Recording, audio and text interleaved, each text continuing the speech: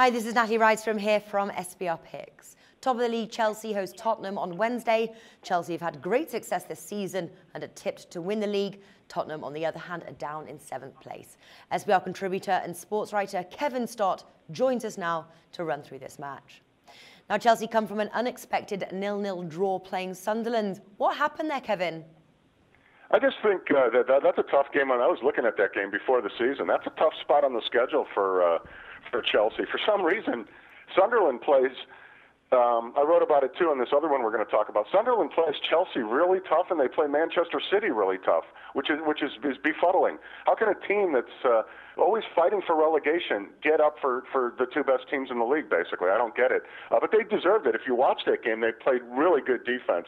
They threw the energy at it. They almost won 1-0. They hit the woodwork. I think it was in the first half, but they could have very well won that game. But Chelsea plays such good defense, and they committed to playing defense. I'll tell you one thing they did that was smart, Natalie, is they boxed in Diego Costa. If you can shut him down and limit his quality shots on target, you can do a good job of stopping Chelsea, and that's exactly what they did. So hats off to Sunderland. They're weird. They're a weird team to handicap. You know, they're the kind of team that will lose to Southampton 8-0, and then hang with Chelsea or Manchester City. They're very intriguing. Well, Chelsea remain favourites here in this match, priced low, that's 1.44. Tottenham are priced 9.5 and the draw 5. They do have the home advantage. Could you see them winning half-time, full-time, and that's priced around evens? I don't like that particular bet for this game. I just think Chelsea's somewhat flat. I think they've been playing so good, and everybody's like handing them the league and saying that there's X many points ahead of everybody and all this, and making such a big deal about it. And they do have an incredible start, and they are unbeaten, but they looked kind of flat, and they're going to be somewhat nervous. Diego Costa had an accumulation of yellow cards, so he won't be playing in this game. So they're going to have to go with Loic Remy or Didier Drogba at striker. So what you're saying is, will Chelsea win both halves and score both halves? And I'm not so sure Chelsea's going to score in the first half, even though it's at Stamford Bridge. They're going to have to figure out, what do we do now that Costa's not in there? And Drogba, of course, he's my man, but can he go in there and just score automatically? I don't think the answer is yes. I think he has just one goal in Premier League. Remy's kind of new. I'd start Remy if I was Mourinho, but like Arsenal, Chelsea has a deep roster, but do these new guys want to gel? And then once again, it's a short week. It's very little rest, and they're in Champions League, so they got to be tired. What about looking at the Asian handicap line market? We've got -1, which is offered 1.68, a little bit of value there. That's a Bet Victor, and -1.5, and that's priced 2.25. So obviously they've got to win by 2 goals or more, Chelsea. Would you take either of those bets? No, I'm afraid not, even though I'm a Chelsea fan. I just think this is going to be a tight, low-scoring game. Tottenham will be up for this game. Last year in this fixture, it was 0-0 for like the first 60 minutes. Chelsea scored all 4 goals in the last 35 minutes of the game.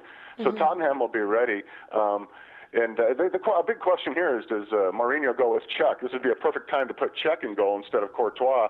But Courtois has sort of an ego, and he wants to play, and Mourinho, we know, has an ego. So he might just stick with Courtois, which would be kind of silly. But he is one of the best 2 goalies in the world, so I guess you put him in there. But I think this is going to, like the last one, going to be low scoring and boring, and I wouldn't go a half-half bet on that. And I definitely wouldn't play the Asian handicap. If I would, I would maybe even, it's tough. I might find Tottenham +1.5. It might be the only way I'd play that, but being a Chelsea fan, it would be sacrilegious to bet against my team. Okay. In your article post on SportsBook Review, though, you've got down the correct score of Chelsea 2-0. So if that is the case, then I'm guessing that the -1.5 bet would come through, if that would be your initial prediction. Yeah, no, I agree. I think it's going to be 2-0, but would I want to lay 1.5? I'm leery about that second goal. I'm pretty sure Chelsea will get that first goal, whether it's Hazard or Remy or whoever. Now, when it comes, Natalie, is not what I'm sure of. Will it come? Will it be like last year? Will it take Chelsea to like the 60th, 70th minute to get that goal?